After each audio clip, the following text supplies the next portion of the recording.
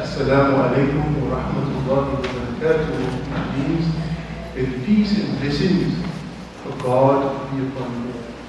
So that's our prayer greeting, and we wish that upon all participants here today. The respected guests that are here today, the honored speakers, ladies and gentlemen, children, brothers and sisters, on behalf of the Ahmadiyya Muslim community, working together with Cape Town Interfaith Initiative, we formally and heartily welcome you to this evening's Interfaith event. Thank you all for coming. We normally start these programs with recitations from the Holy Quran, and that is what will happen now. I will ask Brother Tahir Hargay to read to us, to recite to us from the Holy Quran, chapter 36, verses 34 to 45. Assalamu alaikum. أعوذ بالله من الشيطان الرجيم. بسم الله الرحمن الرحيم.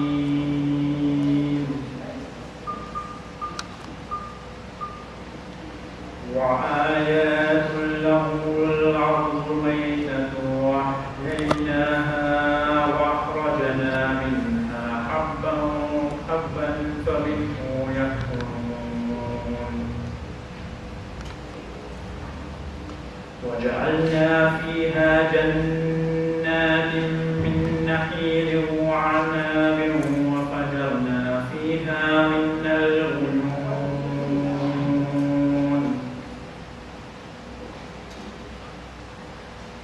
ليأكلوا من ثمره وما عملته أيديهم أفلا يشكرون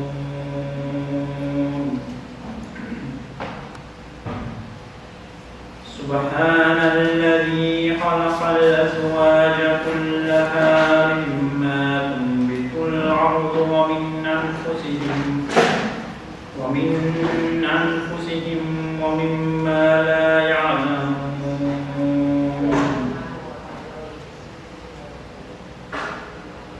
وآيات لهم الليل نسلخ منه النهار فإذا هم مظلمون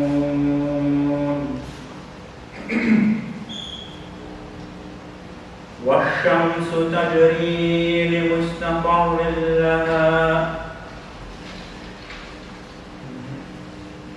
ذلك تقدير العزيز العليم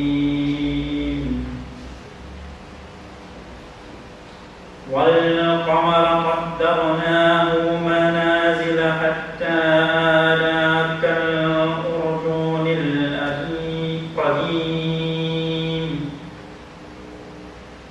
لا الشمس ينبغي لها أن تدرك القمر ولا الليل سابق النهار وكل في فلك يسبحون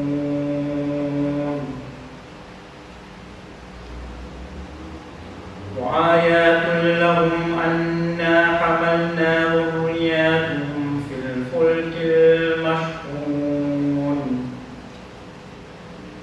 وخلقنا لهم من مثل ما يركبون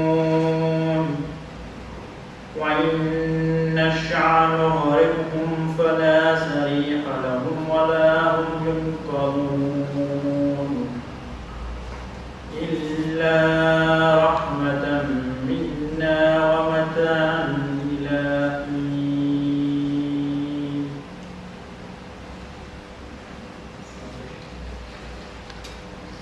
Translation. And the dead earth is a sign for them. We quicken it and we bring forth therefrom grain of which they eat. And we have placed in it gardens of date palms and grapes, and we have caused springs to gush forth therein, that they may eat of the fruit thereof. And it was not their hands that made them grow up. Will they not then be grateful? Holy is He who created all things in pairs, of what the earth grows, and of themselves, and of what they know not. And a sign for them is the night from which we strip off the day, and lo, they are left in darkness. And the sun is moving on to its determined goal. That is the decree of the Almighty, the all-knowing God. And for the moon, we have appointed stages, that it becomes again like an old dry twig of a palm tree. It is not for the sun to overtake the moon, nor can the night outstrip the day. All of them float smoothly in an orbit. And a sign for them is that we carry their offspring in the laden ships. And we will create for them the like thereof, whereupon they will ride. And if we so will, we could drown them. Then they would have no one to succor them, nor would they be rescued, except through mercy from us, as a provision for a time. Thank you. Jazakallah. Jazakallah time, that recitation from the Holy Quran. For those who are new here, who are coming for the first time to share this interfaith event with us, I just want to tell you a thing or two about our community, and our community is our interfaith. Our community is the Ahmadiyya Muslim community that started in 1889. And this kind of function that we have today, functions like this, where we invite people of other religions, was started by the second head of our community in the 30s. When there was an uprising in India amongst Hindus and Muslims in particular, and the two were at each other's throats. There was the Hindu community, a nationalist Hindu community that started writing books against the founder of our faith, of Islam, and that offended Muslims. And the Muslims then responded in like, and that became violent, and there was fighting and animosity. And as a way to quell that animosity and to break down the hatred that had been building up between these two big religions in India, our leader instituted this idea of having interfaiths, of inviting people of different faiths, and inviting them with the purpose not only to speak, or rather to criticize, but to come together on common grounds, and to look at those things common among people that they can agree on, rather than those things that they can do. And this is a tradition of our community that we continue throughout the world, where we invite people of other faiths and to share the common things, the good things that we can all agree on, and can help foster brotherhood and friendship between the various religions. It also so happens that this idea is taken off amongst even the United Nations, because some of you may know this is the 7th day of the United Nations World Interfaith Harmony Week, which started last Friday, from the 1st to the 7th of February. And I just wanted to share what they've written on their website, and see, the sentiments that we also very much agree with, what our second head, in fact, was trying to achieve as well, back in the 30s already. So on the website, they speak of the World Interfaith Harmony Week, which was proclaimed by the General Assembly in Resolution A6505 in October 2010. And in this resolution adopted by the United Nations, the General Assembly points out that mutual understanding and interreligious dialogue constitute important dimensions of a culture of peace, and establishes World Interfaith Harmony Week as a way to promote harmony between all people regardless of their faith. Recognizing the imperative need for dialogue among different faiths and religions, to enhance mutual understanding, harmony, and cooperation among people, the General Assembly encourages all states to spread the message of interfaith harmony and goodwill in the world's churches, mosques, synagogues, temples, and other places of worship during that week. They must do so on a voluntary basis and according to their own religious traditions or convictions. And for the 2019 observance, they have themes every year for the Interfaith Harmony Week. At the core of all the faith systems and tradition is the recognition that we are all in this together, and that we need to love and support one another to live in harmony and peace in an environmentally sustainable world. Our world continues to be beset by conflict and intolerance, with rising numbers of refugees and the internally displaced in a hostile and unwelcoming world around them. We are also unfortunately witnessing messages of hate spreading discord among people.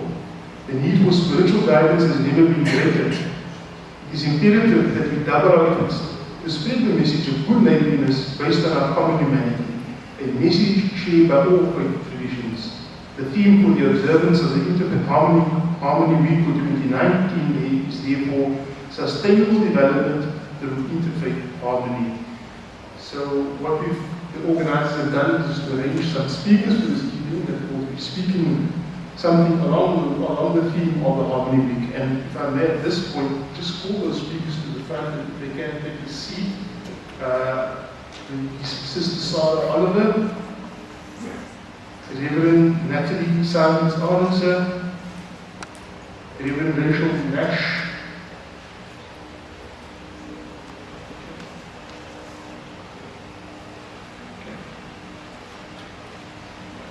in a moment or so, I'm going to call on Sister Mary Frost to introduce the speakers who I'm the bit before this evening. So she's going to tell us a bit more about them. But for the next item is the opening address by the head of our community here in South Africa, Rabbi Mansour Zaid.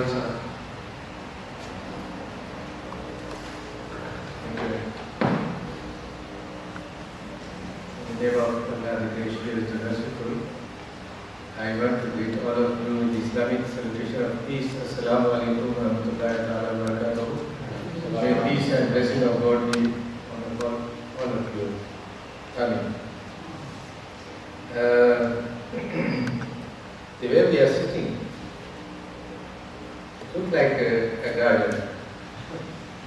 We have different kind of flowers, with a different color, with a different fragrance, and different type. And this looks very beautiful. Why? Because if you look at the nature of the creation of God, it is based on variety. And there is a beauty in that variety. So as a human being, we should not kill that beauty. We should rather try to preserve it. Whether it is a mankind or is a other kind of creation of God, as much as possible, we should try to maintain it, should try to preserve it, because it is a creation of God. Coming to the verses which are recited in front of you, there are many signs of God which are mentioned here, but I don't have time to go through all in the details. I just want to highlight certain things. The beauty of the Quran is that Quran sometimes brings very simple example from our life, but try to motivate our mind so that we can ponder on it. And then when God gives example from His creation, the main idea is that our mind should divert to the Creator. When we look at the beauty of the creation, the idea is that we should find behind the Creator. When we see something done very nicely, beautifully, our mind always goes the one who did it. So the signs which are mentioned here, out of that, the first thing which is mentioned here is concerning our weathers. We have different weathers, and when the winter comes, everything dies. All the flowers, plants, they drop their leaves, and but when the weather changes, we enter into spring, and from spring when we enter into summer, then you see the life is changed. Everything is coming up. We get a lot of different kind of vegetation. We get the fruits and so many other things. And this is what God wants to draw our attention. That is a sign of God. That every year we see those things. which is coming in our life, and out of that every year we enjoy a lot of sweet fruits, a lot of tasty vegetables and grains and other things. Then God will Almighty draw our attention that all these things are given to the human being. Afala yashkurun, that will they not then be grateful? It means whatever we receive is a mercy of God, and due to that we have to be grateful, we have to be thankful to God. Another side which is mentioned here, and that is another thing, a distinguished feature of the Holy Quran. Holy Quran has unveiled certain things. That Holy is the who created all things in pairs. People know as a human being we are male and female, is a pair. Then we have animals, then we have birds, they are male, female. But the thing which is mentioned in the Quran is وَمِمَّا لَا يَعْلَمُونَ, that and of what they know not. It means when the Quran was revealed, that time there were certain things which were not known that they have pairs. Let's take the example of electricity. If there is no minus and plus, this fan will not work, this light will not work, and that is the pair. Only positive, there is no negative. That is the pair. So there are many things which are now revealing or they will reveal in future too. That in the creation of God there is male and female, or positive or negative, is pair. And due to that the life moves. So the beauty of life is in male and female, and this is a great lesson for us. That's why God the Almighty created us as a male and female, so that when we stay together, our qualities which are hidden, God the Almighty wants that they should be manifest through staying together. The male has to perform his duty, the female also has to perform the duties. As a result, the result should be, the life should be beautiful. And that is what is the need of the Allah Almighty. Then there is another sign which is mentioned here, is our solar system.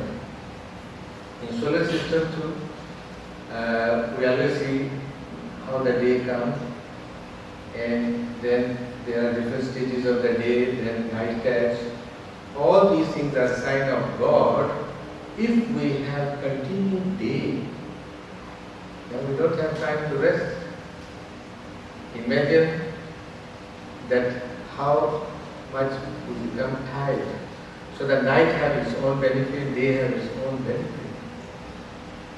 And this solar system is working so beautifully that up till now the scientists say that there is no any change, constant timing. The sun comes on time, the moon comes on time. All these things show that behind there is a very, very wise hand, very strong hand, which controls the affair of the whole universe. And then there is another sign, and that is the mentioned, and the sign for them is what we carry their offspring in the leaden ship. That is our another technology which is very helpful to us, and there is prophecy for the future. And we will create for them life thereof on which they will ride. So now you see how many type of technology we have which is moving in the sea. We have marine, we have submarine, we have this, we have that. All these things were not in the time when the Holy Quran was revealed. That time there were small ships. But imagine, people always talk about Titan. So a lot of ships, some of the ships are so big that thousands of people sit on it and they can move weeks or months. And that was not possible in that time when the Quran was revealed. And it is the sign of God, and all is due to the mercy of God. The concluding here is Illa rahmatan minna wa mata'in ilahi, except through mercy from us and as provision for a time. So what we see in the world is all the mercy of God. As a human being, we should be the recipient of the mercy of God. We should not stay away from the mercy of God. And that is possible that if we become also merciful. If we want that God to show mercy on us, then we should have to be merciful to our fellow human being. And that is the essence of our life. And that's why we are gathered here. To share the grace and beauty of God, to share the mercy of God. Thank you very much, Brother and Sister.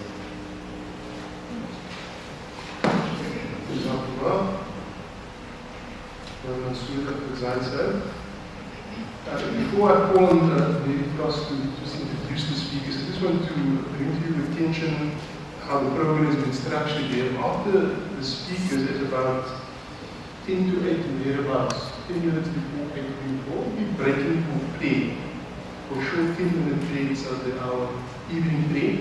And the guests may have a seat at the back or just wait till we finish up and then we'll resume the program after that. So just that we all are aware of that. And I also understand that some speakers have to leave just after they have to deliver their speeches. With that, I ask Sister Lady Frost to come up and introduce the speakers this evening.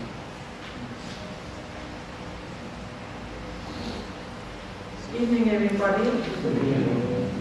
Thank you so much for coming and welcome from on my behalf from Cape Town Interfaith Initiative. And thank you to Monsieur and Mr. Chairperson Leon for hosting us and agreeing to partner. We're so happy that Ahmadiyas are partnering with Cape Town Interfaith in these events, and especially this week, Interfaith Week, which is very special. But that doesn't mean we only work in this week, we carry on throughout the year. But tonight is very important that we get more understanding about the Parliament of the World Religions, because very few of us can actually attend these huge conferences. And it's good to know that we are actually part of this global event, which happens once every 4 years. And the previous one happened in November in Toronto, and that's why we're having speakers now to tell us about it. And it's wonderful that we have people from Cape Town who are in Canada representing us. So we are part of the global picture, which is very important for us to understand. So tonight, starting from this side, Sarah Oliver and Reverend Natalie Simons are from Cape Town Interfaith Initiative, talking about our Interfaith School project and their presentation they gave in Toronto. And then Reverend Rachel Nash is also an Anglican priest, and she's from the Green Anglican group, and also SAFC, which is the South African Faith Community Environment Institute. But she'll be talking about Cape Town and climate change. So that's a different subject altogether, but it's part of this whole interfaith theme for Interfaith Harmony Week. So Sarah and Natalie will start, and when they finish, Rachel just tell it. And then you finish. Thank you.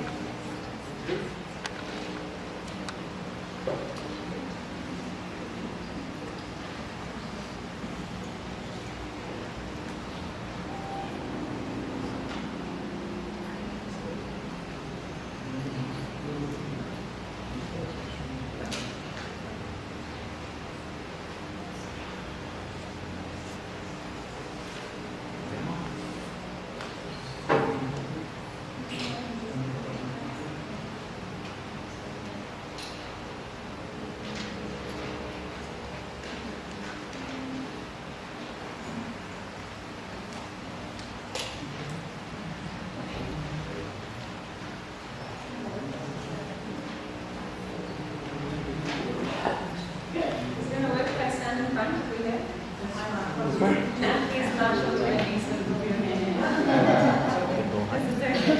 I feel like I've got to stop that.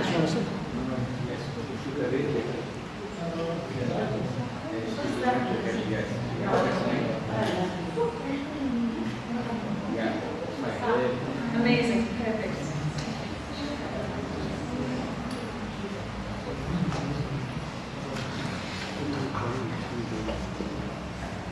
Assalamu alaikum. Thank you so much for hosting us this evening on behalf of the Cape Town Interfaith Initiative, but also the Gold Trust. Sarah and I are from giving opportunities to aspiring leaders, that's what Gold stands for. And we're going to share with you our context, we're going to share with you our findings and our learnings from the Parliament Board meetings in Toronto. So Sarah's going to start by telling you who we really are and what we do in our spare time. So Natalie and I run the schools program for the Cape Town Interfaith Initiative. It's the Mali Silver Youth Interfaith Intercultural Program. And we had the absolute honor of presenting at the Parliament of the World's Religions. And our presentation was called The Intersections of, it's a long one, Interfaith and Social Justice. Particularly wanting to share the stories of young people in South Africa and the interfaith work that we're doing here on the global platform of the Parliament. So these are just some of, we wanted to just start with, this was an overview of our kind of initial experience of the Parliament. It was an incredible place to be in. I must just say that there were 7,500 people at the Parliament. And that means that there were 7,500 different experiences of the Parliament. And so what we're sharing with you is just a taste of our experience in that way. I think just from my side initially, it was incredible to have the connections that CTI has with global networks such as the United Religions Initiative, the Charter for Compassion International, and many others. And so arriving there, I think we immediately felt at home as part of this global family of interfaith peace builders. The program was incredibly overwhelming. There was a lot that you had to choose from and work out what you were going to get to. And so generally we got to see a lot and experience a lot, and I'll let Natalie take over. There was also a lot that we couldn't attend because we were only there for about 10 days, but the program was extensive. There were lots of tracks to follow, and you obviously had to choose what interested you. We were privileged to be there right at the beginning and to also learn from the Indigenous people of Canada and to witness the various Indigenous ceremonies. One of the pictures is us at the Landmark, right at the top. The Sikh community in Toronto provided lunch for us every day, free of charge, for 7,500 people. And this was a great opportunity for us to meet with other people from different parts of the world and just to connect not only with people who were interested in the same things as us, but also people who were vastly different to us. The labyrinth and the red tent were areas that interested Sarah and I mostly. The red tent, Sarah should say more about. I think just the breadth of experience, the red tent was particularly a space for women to gather and women from different faiths, and there were always fascinating events and talks and discussions that were happening. There was the Dancers of Universal Peace was another group, and so everywhere you turned there was something different, and each community was offering something different. I must say also the Ahmadiyya community were there and were represented, and so it was very special to make that connection and to greet them. And I think just, one of the main, if we just look at the kind of main learnings that came out of it, for me at least, the theme was around the power of love, or the power of love, the promise of inclusion. And it really got me thinking about what inclusion means in an interfaith context and an interfaith world, because on the one hand, the Parliament did extremely well in making sure that it was completely inclusive, particularly around the point of Indigenous communities. The Indigenous people in Canada have faced years of hardship and exclusion and violence. And there's a real process of reconciliation happening there. And so there was a real intention about the indigenous communities starting every morning, every opening kind of speech and plenary was started with a greeting and a blessing from the indigenous community. That was on the one hand. On the other hand, they didn't do so well in making sure that it was inclusive in terms of access. I think we were very fortunate to be able to go, but there were a lot of people from global south countries who weren't able to attend because of lack of resources and not being able to get into Canada. And the other point was something that I'm very passionate about, is work with young people. The average age of the Parliament was 56 years old, and so there was a strong need for more young people to be there and to be involved, and so those were just two ways that I think the inclusion could have done a bit better, but overall in terms of religious representation and working with different communities, they did really well. So we can do next. Yeah. So the voices from Cape Town were definitely there. You need not worry about that. And we were able to not only meet and discuss with people who, from our connection to the Cape Town Interfaith Initiative, had already preset meetings for us and opportunities to meet and greet with other people, but we went there for a particular purpose. And the purpose was to present our findings from our work with young people in the Mali Silver Interfaith Intercultural Program. We did need to explain to people where we were from and what it meant to be a South African. We started out our presentation by asking people what they understood South African, the landscape of South Africa to be, the politics, the economics and so forth. And we were given lots of interesting feedback. Not all of it true, but certainly it gave us a sense of how people saw South Africa and how they perceived Cape Town as a community, as an interfaith community, and as a city on the bottom end of the African continent. So we wanted to start, like Natalie said, with sharing our context, and these are photographs from the Parliament of the World Religions in 1999, which happened here in Cape Town, and so it was a nice connection to make. And then we're going to share with you a little bit of what our presentation was about. That's basically just the outcomes that we were wanting to achieve. We started off by speaking about the context of interfaith work in South Africa. This slide came about from a presentation that we did with the Cape Town Interfaith Initiative, where Mohammed Krunevel spoke about the different kind of movements of interfaith work in this country and how things have shifted since. You can see up there an interfaith of resistance during apartheid, so where religious leaders really worked together fighting against the apartheid system, to then post-1994, we call this an interfaith of reconciliation, and now the moment that we're in an interfaith of social justice. And so what does that mean? And that's very much where our work at the moment with young people is situated.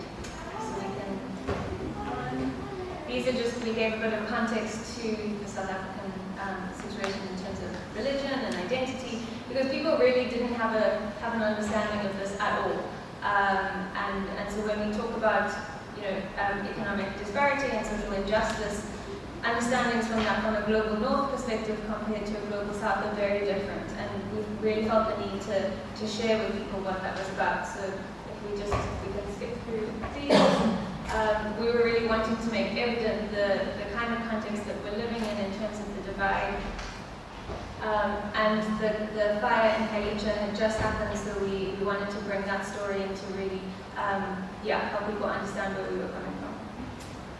As well as the context of a kind of language around social justice and a different kind of fight that young people today are facing, particularly coming out of the Peace Must Fall and Words Must Fall movements at the university, and young people really calling for change. And so what does that mean in an interfaith context?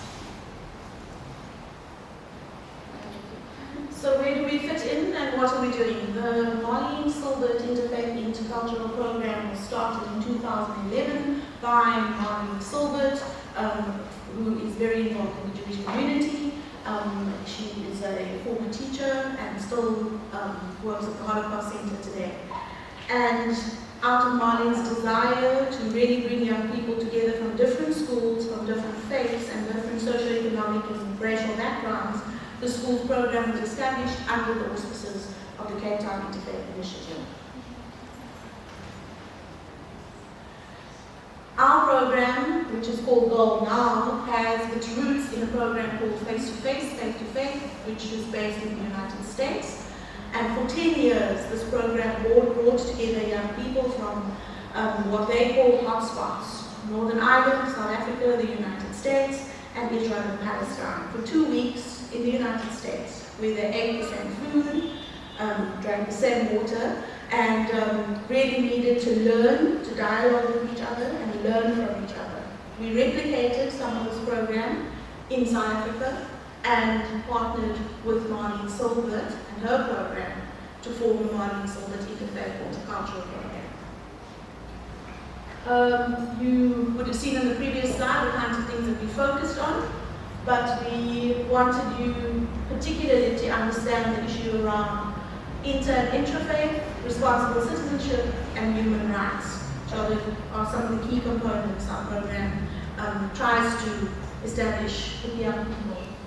The challenges: dealing with the other, and conflict does happen every day, all the time. We also found it fairly difficult to work with young people who want to be exposed, who have a desire to learn from the other, but who have parents, and I mean no disrespect because I'm a parent also, who have parents who come from a certain era and a certain future, who often are in conflict with what young people are learning at schools and in their social groups. And so this has been some of the challenges that we've had to face as the facilitators of the program. Community support. Some communities are supported while others aren't, and of course financial. The Cape Town Interfaith Initiative is a big supporter and backer of the program, but it is really the small communities and individuals who help us to pay for this program. Just to say that the program brings together 11 different schools are involved across the border Cape Town areas, and there are about 48 learners, 4 from each school. That doesn't add up, but it does. who are applied to be part of the program, and we take them away on camp at the beginning of the year, and so a lot of these photographs are from the camp, and then meet with them monthly, and it's a program of intercultural and interfaith learning where you're grappling with some very difficult issues and learning from each other's different experiences. They share about their religion and about their faith, and yeah, we work with them through the year, so that's where this is coming from. These are just some of the experiences that the learners have, where they really experience that a sacred space and a safe space that's created for them to share and learn about each other's different religions. We really emphasize the important element of dialogue and look very carefully at what dialogue means and how we do it coming together from our different backgrounds. Yes, that's another quote of learning, and you can see the photos of the learners. I think so. The main message that we were hoping to get across at the Parliament was that what interfaith work means in a South African context, and how interfaith work and peace work cannot happen without social justice work and without the call for justice. And so in our work, it's not just religion and faith that we're talking about, but it's race and it's gender and it's class and it's all of those issues, because you can't talk about one without the other. And so the important message of that's what young people in South Africa are calling for at the moment, and we're seeing it in our program, and it was something that we felt was really important to share at the Parliament. I'm aware our time is running out very quickly. We're almost at the end. So just to kind of end with, so where do we go from here, and what does this mean, right? We had this incredible experience in Toronto. What are we bringing back, and where are we going from here? I think the first thing is definitely just the amazing connections that were made with the United Religions Initiative, the Charter for Compassion. The work continues. It was people that we've already seen over Skype and Zoom, and finally meeting them in person. There was an incredible kind of connection made with Camp Anytown, which are a program that run a very similar schools camp program to ours. And since then, we've been able to share our curriculum with them and get new insight and learnings in terms of how to do this work. The other really nice connection was that the Cape Town Interfaith Initiative were given a gift of sacred water by the indigenous people. And that sacred water was then used as part of our Sacred Connections, which is the last Sunday of every month gathering, where I am another African traditional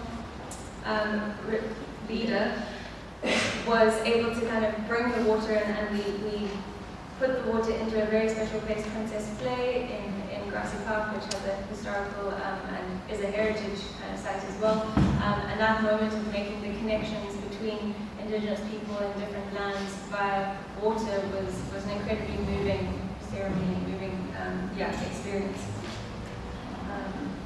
Yes. So I think just to say, also a big kind of takeaway was that we do have a very important message to share and an important story to share.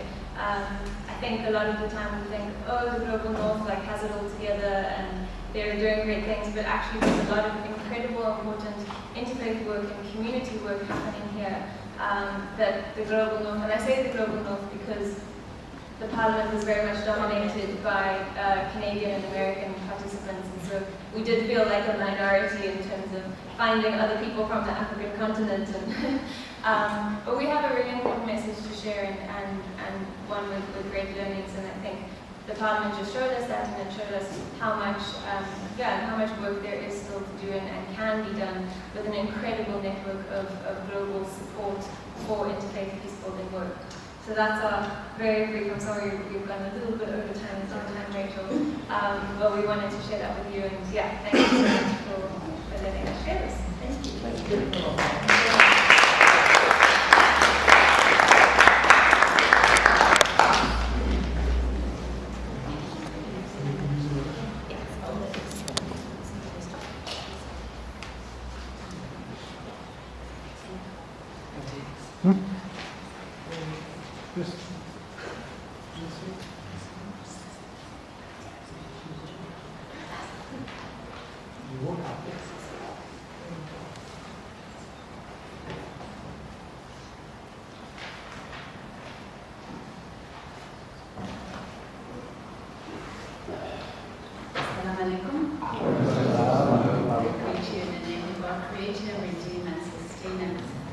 I also have the wonderful privilege of going to the Parliament of World Relations in Toronto, and Cape Town Interfaith. They were asking, during the Parliament of World Relations there were different tracks, and one of the tracks was on climate justice. And they were having a session which was called Stories from the Front Line. And there was one speaker from the Arctic, there was one speaker from the Amazon, and they had approached CTI to see if somebody could come and speak about the Cape Town drought, because at that point it was in everybody's faces. And very kindly, Barry suggested my name, and I happened to be doing a talk in Washington at the time, so I was able to go up to Toronto for a few days and just to take part in that amazing gathering of, as Sarah says, 7,500 people. And the last time that I experienced it was when it was here in Cape Town, and we were involved with St. Mark's District 6 at that point, and it was very much the Parliament of World Religions was focused there at District 6. So it was a great honour to be there. So I thought I would give you just a little bit of the Parliament experience, and actually just give you the talk that I gave so you can get a sense of what happened on that day. Let's go forward. So this was the stage. It actually was very terrifying. They had us all at the back of the stage waiting to go on, and it was quite a scary moment, but we're there. So I started by talking about Day Zero in Cape Town, and saying that on the 22nd of April, a city of 3 million people was told that our taps would be turned off. And the people started to queue for water. We became afraid because the city was telling us that they would set up 400 temporary taps with enormous queues of people waiting in line under the hot sun, each to get our 20 litres of water every day. We were very afraid because we were even told that violence might break out and the army could be deployed. Schools would close as there would be no water for the toilets and businesses could shut down. There were fears of outbreak of disease as the sanitation systems broke down. It began to feel like the apocalypse was upon us. After 3 years of the driest winters for 100 years, the dams were nearly empty. Our biggest dam was sitting at 17%, and every week the level of the water dropped by 1.5%. Cape Town has always had long, wet winters. The climate has changed radically. So what happened in Cape Town? We all know it well. We rallied together. People started sharing water-saving ideas. There were competitions. Social media went wild. We shortened our showers every day to about less than 1.5 minutes. We began to reuse water from our washing machines, cleaning the floor with it, and then on the garden. We stood in queues to get water from the springs. We made new friends at the springs as we stood there. Taps in restrooms were turned off and replaced with hand sanitizers. Cape Town is unique as a global city because we were able to reduce our water consumption by a massive 50%. And people clapped at that. Day by day, we were able to push back day zero until the winter rains came. Thank God for those rains. But when we were in Toronto, Cape Town was experienced the hottest day for 50 years. Hot weather is becoming the new norm for us. Cape Town survived the drought. We were battered, we were bruised. 30,000 agricultural workers lost their jobs. Lots of casual workers in the tourism industry lost their jobs. But what have we learned as the city of Cape Town? The first thing I think we learned was that water is very heavy. It's not until you carry water that you know the value of it. We realized a little bit of the struggle of our sisters across the continent who have to carry water every day. We learned that water comes from God. We thought that it came from a tap, but we actually realized that we are dependent on God. It is a free gift from God. The government cleans it and delivers it, but it comes from God. We learned that it is craziness to put clean drinking water down our toilets. We learned that we must protect these sources of water, like the aquifers and the springs, for they are a gift for the generations to come. And how did we as the faith communities respond? At the beginning, we were all on our knees praying for a miracle. It was very fascinating to see how the world was watching Cape Town. I have an app on my phone, and I remember one day I was watching the BBC and they said, it's raining in Cape Town. And I looked out the window and I said, I don't think so. And then we realized that actually we need to be praying for something deeper. We needed to pray for two things. First of all, to give thanks. And to realize again that water is sacred. Water is a gift from God. For us as Christians, we become members of the family of God through the waters of baptism. Our Muslim brothers and sisters pray with sacred water every time. In our Holy Scriptures, there are 722 verses that talk about water. At the very beginning of creation, we read that the Spirit of God was hovering over the waters. And the last book of the Bible talks of the river of God flowing from the temple of God. Water rushes and gushes and flows through the pages of our Holy Scriptures. The second thing we learned is that we must work for water justice. Our neighbors next door, Namibia, they suffered a much worse drought than us the previous year. In the north, the communities are very dependent on their cattle. Many people don't have bank accounts. Your cattle are your children's future, your high school education, your savings for the wedding. The drought was so severe that they were told they should bring their cattle in for slaughtering before they became useless. When we told them that we were down to 50 litres per day, they laughed. They said, that is a lot of water. And when they had to bring their cattle in, they sacrificed their future. It wasn't just killing a cow, it was their future, and they became locked into poverty. Cape Town is the canary in the mine. It is a wake-up call for the global community. At least 10 major cities are threatened with day zero. São Paulo, Brazil, Bangalore in South India, Beijing, Cairo, Jakarta. 5 billion people across the globe are threatened with day zero. We need to stop praying for rain in areas with drought. We all went to school. We learned the hydrological cycle. We know how rain is made. We understand that if you heat the planet, if you cut down the forests, there will be more drought. Let us rather pray for the Spirit of God to fall upon us so that we can change the way that we are devastating this earth. The scientists of the International Panel on Climate Change have told us this. We only have 12 years to change our dependence on fossil fuel, or we will face a world of uncontrollable climate change.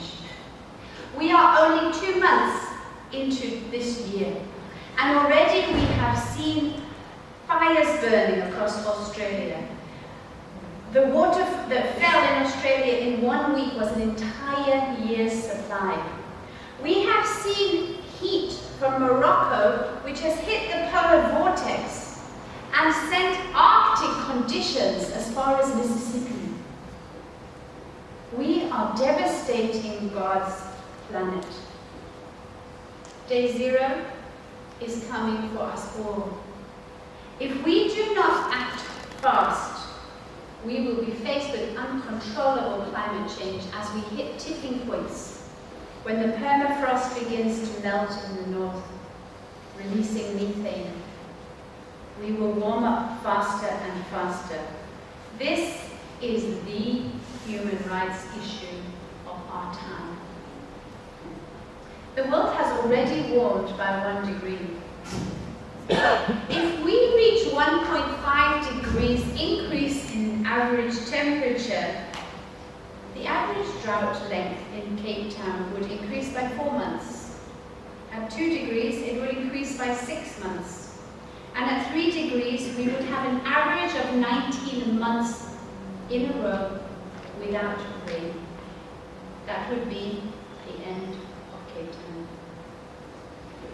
In our scriptures in Romans 8, we are told that creation is groaning in childbirth, which is a beautiful picture of the pain that we are suffering as a planet now because of our devastation of God's creation. But childbirth shows us that there is a new future which is possible. Creation is standing on tiptoe, waiting for the sons and daughters of God to be revealed.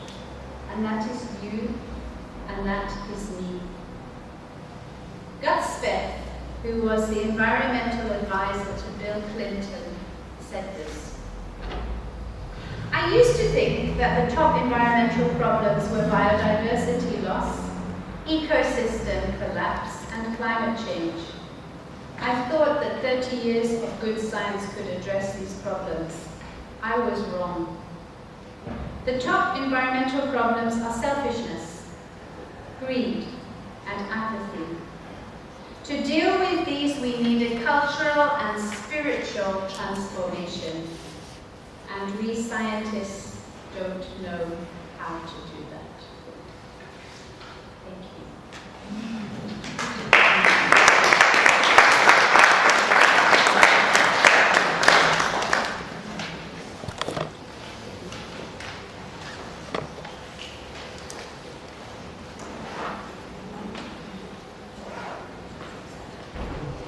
Thank you so much to the speakers for sharing those fascinating stories.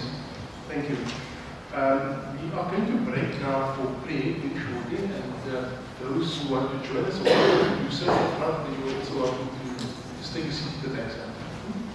So after that, we will resume the program. There's still one more speaker, and we have gifts that we'd like to present to the students. Thank you.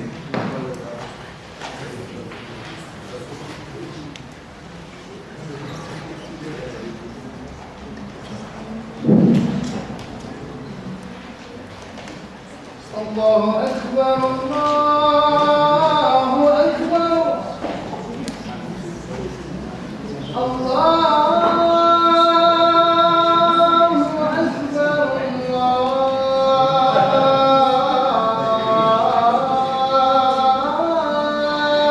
الله أكبر أشهد أن لا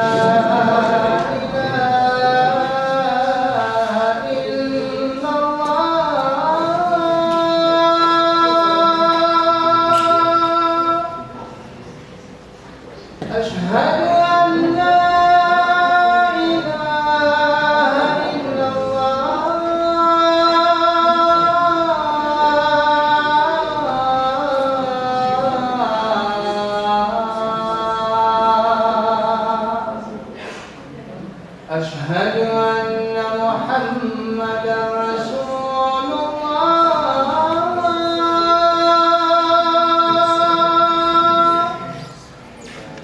أشهد أن محمدا رسول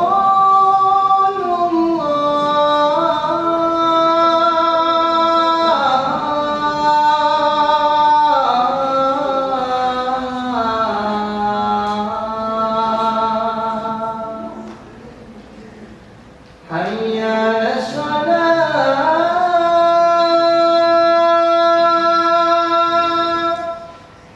حي على الصلاة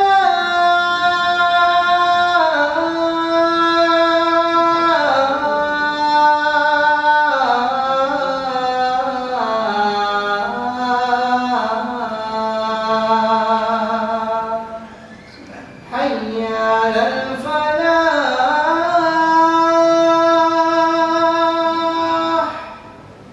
حي على الفلاح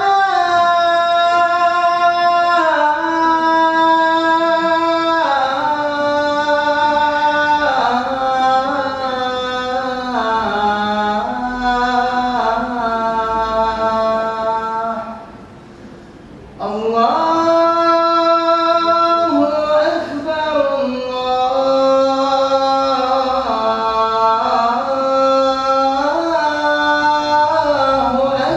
أكبر لا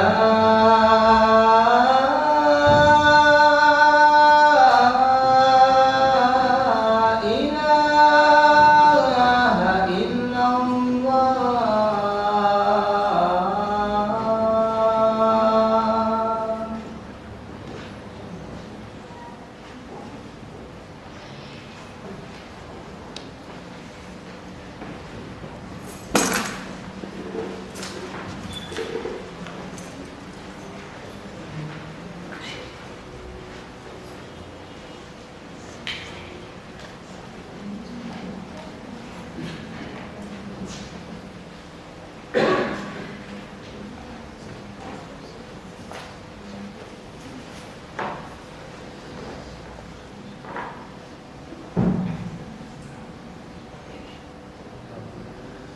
الله أكبر الله أكبر أشهد أن لا إله إلا الله أشهد أن محمدا رسول الله حي على الصلاة حي على الفلاح قد قامت الصلاة قد قامت الصلاة الله أكبر الله أكبر لا إله إلا الله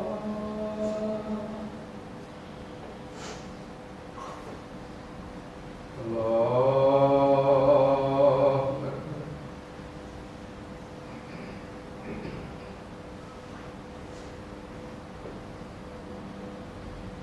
الحمد لله رب العالمين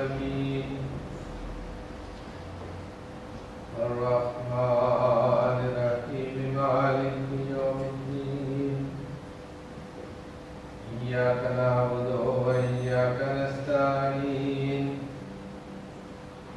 اهدنا الصراط المستقيم صراط الذين أنعمت عليهم غير المغضوب عليهم ولا الضالين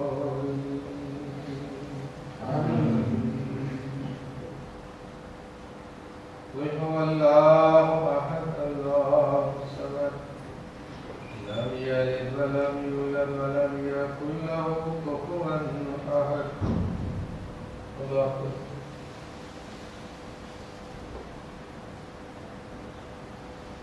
سمع الله لمن حمده الله أكبر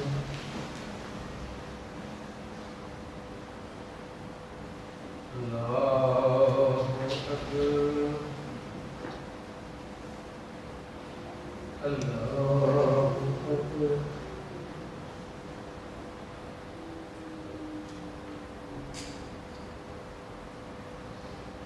الله أكبر الحمد لله رب العالمين الرحمن الرحيم مالك يوم الدين إياك نعبد وإياك نستعين اهدنا الصراط المستقيم صراط الذين أنعمت عليهم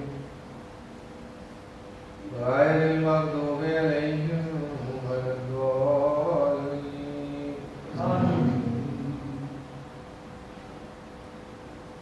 قل أعوذ برب الناس ملك الناس إله الناس من شر الوسواس الخناس الذي يوسوس في صدور الناس من الجنة والناس الله أكبر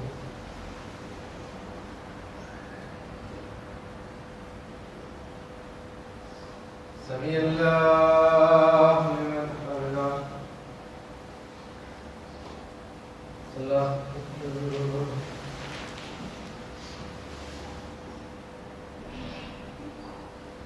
الله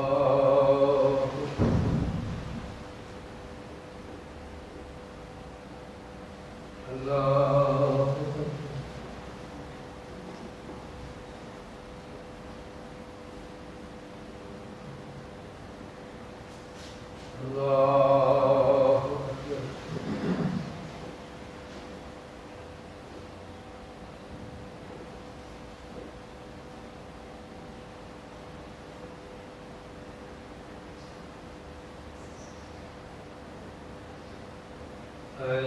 الله أكبر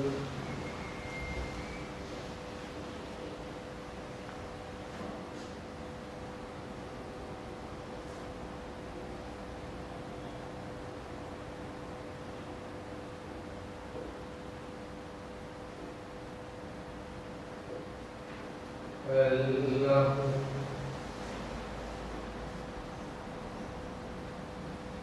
سمع الله لمن حمده الله أكبر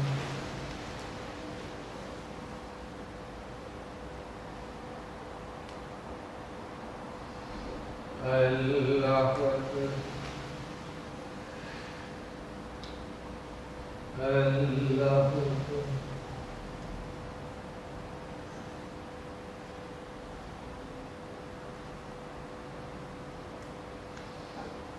الله أكبر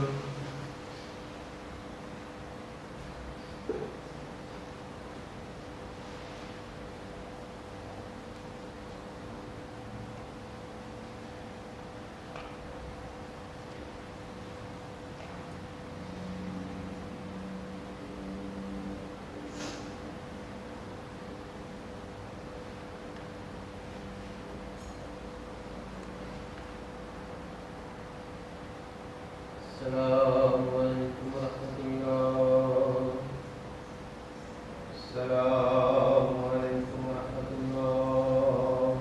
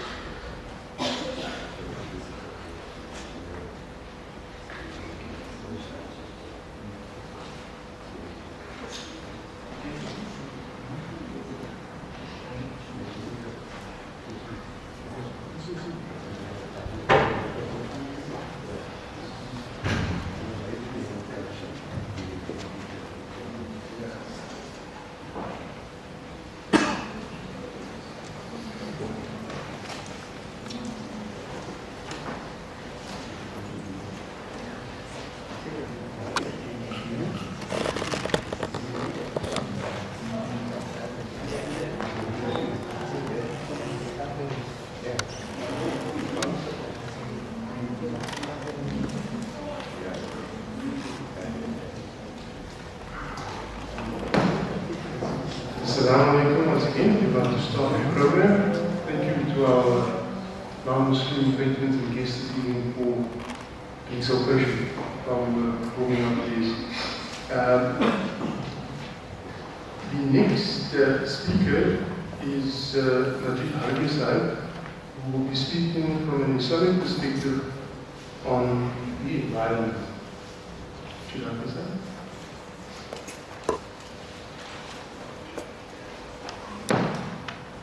Assalamu alaikum. Bismillahirrahmanirrahim. In the name of Allah, gracious and merciful, we praise the Creator and all our blessings on His noble messenger, Muhammad sallallahu alaihi wasallam. This is not my speech. I must admit, its speech was prepared by the president of our community in Johannesburg, and he's unable to come. She said, I believe some of you before CTI couldn't come, so I'll be reading out. Hopefully at the end, at the end of the talks, it will be open for discussion, all the speakers, for any contributions or any questions. One of the issues that concerns the world at the present is the problem related to the protection of the environment, as we've heard. We hear many voices alerting people to the dangers that threaten the environment, urging people to take immediate action to save the world from the bad effects of the modern way of living and to stop further pollution of the surrounding atmosphere and to draw their attention to any health hazards that may affect them. Many organizations have been founded to protect nature and wildlife. Others are urging people to be more cautious when it comes to selecting food they eat and to abandon any foods that may in any way cause injury to their health. As a result, people are becoming more aware of the problem and they are now very particular in the choice of food they eat. And they're even worried about the air they're breathing. Of course, this is very sensible as people around the world today are suffering from many problems and physical ailments caused by the pollution of the environment. Yet, if we are facing these kinds of troubles due to the pollution of our environment, and if some of us are already becoming aware of the problem or trying to find solutions, how can it be that the all-knowing creator of the universe is unaware of the problem, or that he has neglected providing solutions for it?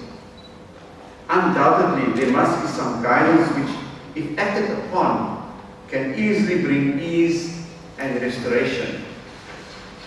The Holy Quran informs us that Allah has provided all necessary requirements for the healthy living of each and every creature on earth. And there is no creature, the Quran says, that moves on the earth, but it is for Allah to provide it with sustenance. And He knows its place of temporary settlement and its permanent abode. All this is recorded in a clear book. Chapter 11, verse 7. Man is that unique being who has been chosen by God to be appointed as His representative on earth. The word is representative. To maintain order and to enforce the divine law and to spread justice in the world. For this purpose, God created man, the apex and the crown of all creations. He endowed him with great natural powers and qualities, and the capacity to become the mirror in which the divine attributes are reflected. In this way, man became fit to discharge the great responsibility for which he was created. To further help him attain this purpose, God exalted man above all the other beings and has made the whole universe subservient to him. But this does not mean that man is the master of the world. He is only acting as a guardian appointed by the real master who created the universe. The whole universe, including man himself, belongs to Allah, and Allah allows man to exploit what He has created for His sake, provided that he does this with the intention of fulfilling the purpose for which he was created. The purpose of man's creation can be achieved through complying with the divine rules and regulations which God Himself has revealed to man in the form of the teachings of His religion. These divine teachings are not a series of arbitrary orders that Allah has issued to force His will on mankind. There is great wisdom behind each of them, and they are meant to help any individual in his progress, physically, morally, and spiritually. From this we can understand that the environment surrounding man was created even before him and was meant to serve him and enable him to achieve the purpose of his creation. Nevertheless, as we can all see today, the majority of human beings have strayed away from achieving this target. Not only did man fail to make use of what God has provided for man's own good, but also man went on corrupting the provisions that God has bestowed upon him, spoiling it for himself and others as well. From the Holy Quran, and when he is in authority, he runs about in the land to create disorder in it and destroys the tilth and the progeny of man, and Allah loves not disorder. Chapter 2, verse 206. By doing this, the good and wholesome provisions that God has made lawful for man became harmful. As a result, these lawful provisions were rendered unlawful for human consumption because Allah allowed only the consumption of what was good and wholesome. Again from the Holy Quran, O you who believe, eat of the good things that we have provided for you and render thanks to Allah if it is He whom you worship. Chapter 2, verse 173. Allah has clearly instructed the believers not to be the cause of turning the lawful things into unlawful ones. Again from the Holy Quran, O you who believe, make not unlawful the good things which Allah has made lawful for you, and do not transgress. Surely Allah loves not the transgressors, and eat of that which Allah has provided for you of what is lawful. To win and fear Allah on whom you believe. Chapter 5, verse 88 to 89. In this, there is a clear indication for the believers to protect the environment in which they live. And it is clear that the more they pollute their environment, the more things will be made unlawful for their consumption, as they will become injurious and harmful for them. This does not only apply to food that one eats, but this is a general instruction that applies for anything provided for mankind. While the majority of the civilized world in population of the world today has become aware of the importance of protecting the physical environment, there are only a few who are aware of the moral corruption of the environment. And there's hardly anybody who is even aware of the existence of a spiritual realm that is also affected by the environment. In Islam, man is given the role of trusteeship over the earth, which is a huge responsibility. Personal greed can also encourage those with the resources to squander their wealth, which is a wasteful approach to life, as it deprives others who may need those resources. The overall message is therefore that Islam promotes harmony by advising moderation. It accepts that we need to use resources for our progress, but that this should be done wisely and in a sustainable manner, so that the satisfactory medium is found. So we as individuals should act on the Quranic injunctions that promotes balance and avoids excess, and nations need to be more willing to share knowledge for the sake of the planet rather than for profit, and take collective action in line with their collective responsibility. Only then do we have hope. So by doing so, we will be able to win the pleasure of God and honor our trusteeship of the earth for the present and the future generations. It would be remiss of me to not to highlight the endeavors of the Holy Prophet Muhammad in accentuating the significance according precedence to environmental protection. In one account, which we come from the Hadith, which is the sayings of the Prophet, there is none amongst the believers who plants a tree or sows a seed, and then a bird or a person or an animal eats thereof, but it is regarded as having given a charitable gift for which there is great recompense. From Bukhari. He was a strong proponent of the sustainable use and cultivation of land and water, proper treatment of animals, plants and birds, and the equal rights of users. The Prophet ﷺ believed that the universe and the creations in it, that is animals, plants, water, land, were not created for mankind alone. Man is allowed to use the resources, but he does not own them. Thus, while Islam allows land ownership, it has limitations. An owner can, for example, only own land if he uses it. Once he ceases to use it, he has to part with this possession. The Prophet's ﷺ attitude towards sustainable use of land, conservation of water, and the treatment of animals is further illustrated with his humility in his environmental philosophy.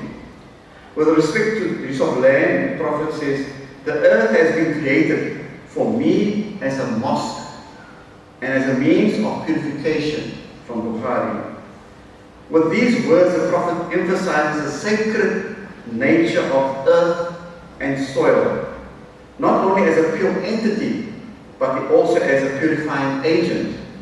Such was his mercy towards animals that at one occasion he guided a person saying, "If anyone wrongfully kills even a sparrow, let alone anything greater, he will face God's interrogation." From Mishkatus Masabih. That's a hadith of the Prophet. These words reflect the great reverence, respect, and love the Prophet ﷺ always showed towards animals. He believed that as part of God's creation, animals should be treated with dignity. Sadly, the harmony that the Prophet ﷺ advocated between man and his environment has today all too often been lost. As we face the effects of pollution, overexploitation, desertification, water scarcity in some parts of the world, and floods and violent storms elsewhere, it is perhaps time for the world community as a whole, Muslims, Christians, Jews, Hindus, Buddhists, atheists, agnostics, to take a leaf out of the Prophet ﷺ's book and address the current environmental crisis seriously and wisely. The spiritual head of the worldwide Ahmadiyya Muslim community, Hazrat Mirza Masroor Ahmad, while delivering a keynote address organized by the Green Party of the Provincial Assembly in Hamburg, said the following: "You have an influential voice in the world." This is in Hamburg. "And so I would strongly urge you to inform your own people and the wider world that by placing obstacles in the way of the natural balance established by God, you are moving rapidly towards destruction. This message needs to be conveyed further and wider than ever before, and with much prominence. Save yourselves and the world from this destruction. It is my prayer that in an effort to maintain the beauty of nature and to develop an atmosphere of love and affection, that you be amongst those who work towards this goal without any vested interest and who make a great efforts in this way. At the end, I would like to once and again thank all of you for allowing me to address you and for listening to what I have said today. Thank you. Thank you.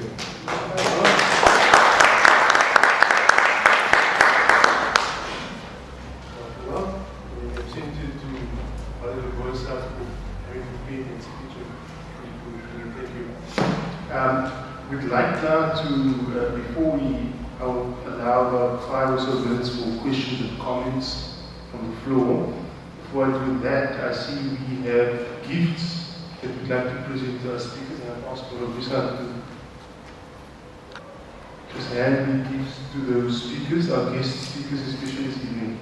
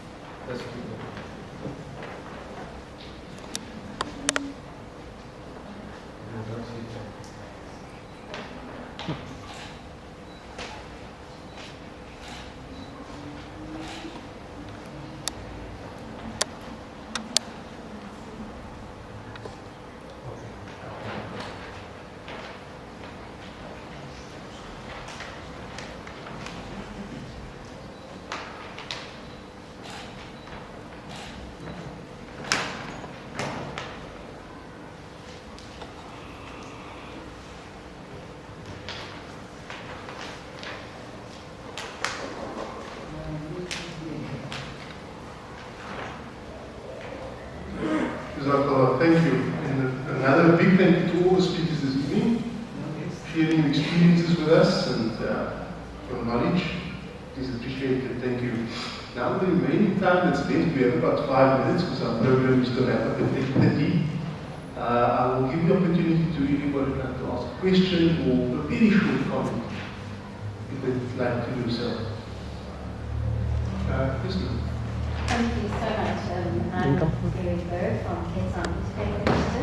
My question is for Reverend Nash. And the question is, I really love that quote at the end, but how do we instill spiritual leadership into our current paradigm of leadership, where spirituality and our political paradigm are divided? Are not necessarily together. How do we bring those two elements together going forward so that we can actually really start to make a difference and work with this problem? That's a beautiful question.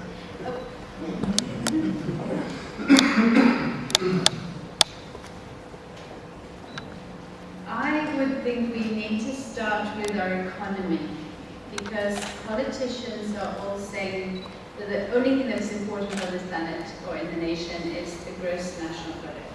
So when we look at our GDP, what are we valuing in society is wealth and money.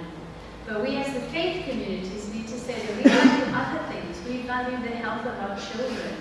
We value the health of our old people. We value the health of the fields, because it's the fields that are going to feed the next generations.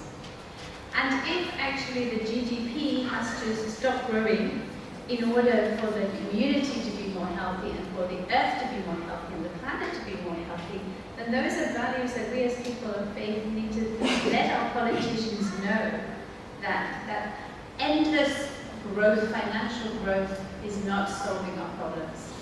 That we need more equality in this world. We've got too many extremely rich people and too many extremely poor people. So in order to, as the speaker before was saying, we need harmony.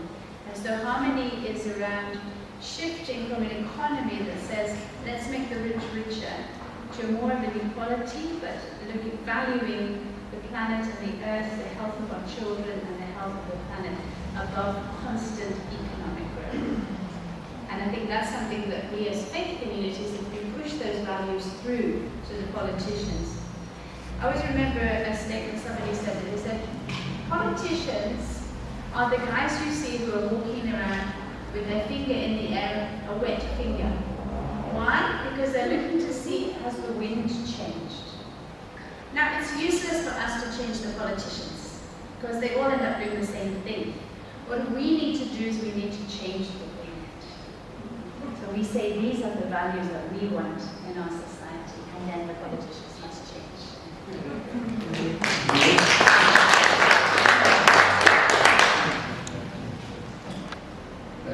Thank you very much.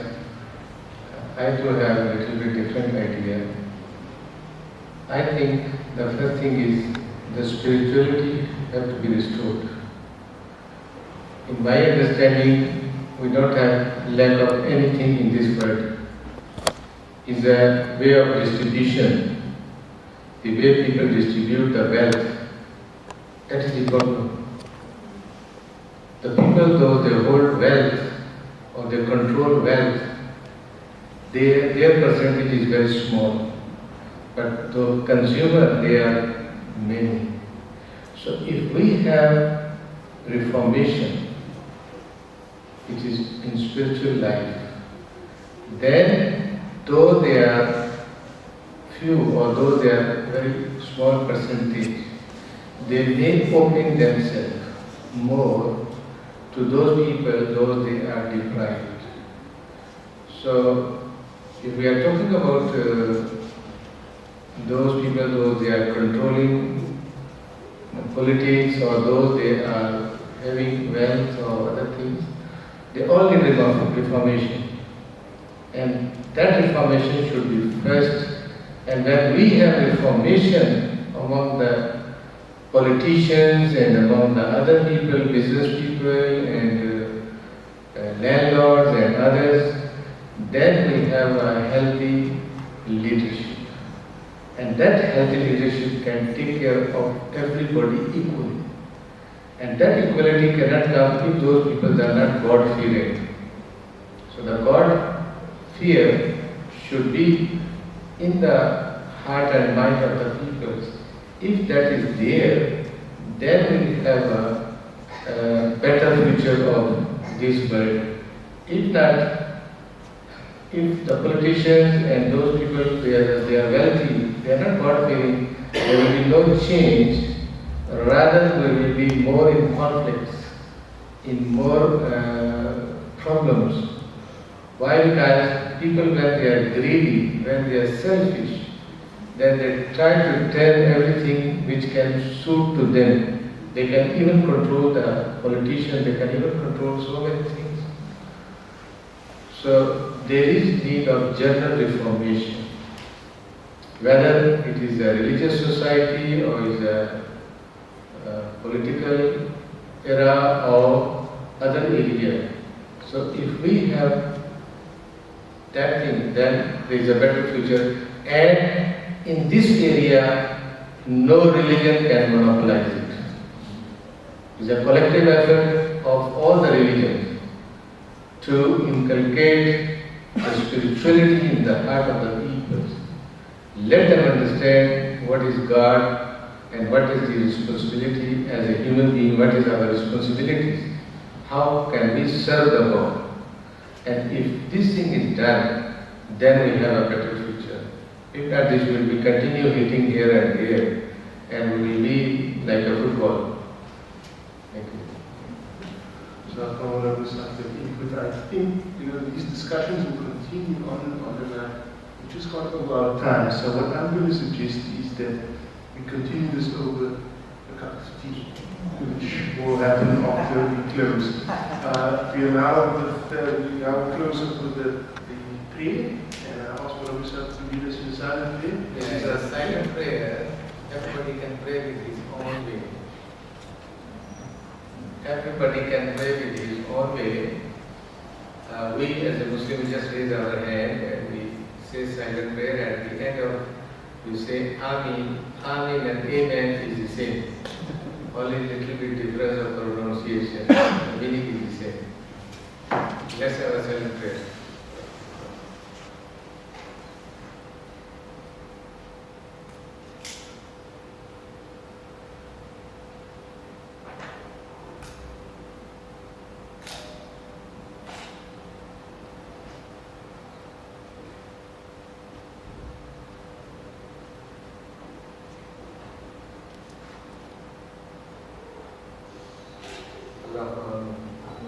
Thank you very much.